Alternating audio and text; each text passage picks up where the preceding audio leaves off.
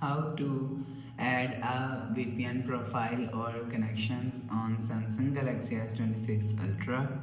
Let's start the video. First of all, go to App Library. Here click on Settings app. Now in Setting, scroll down.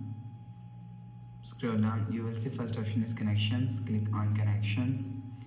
After you click on Connections, scroll down and click on More Connection Settings. After click on More Connection Settings, click on VPN and click on this plus icon. If you want to add VPN profile, click on this plus icon and enter name. After enter name, select type from here. After select type, enter and type your address.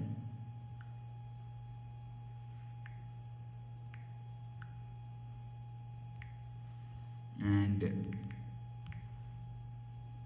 no used.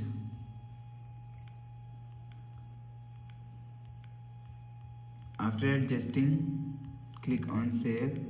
You will see VPN profile is added. After the process, go back to home screen. So that's how you can add a VPN profile or connection on Samsung Galaxy S26 Ultra. If you like the video, please subscribe. Thanks for watching.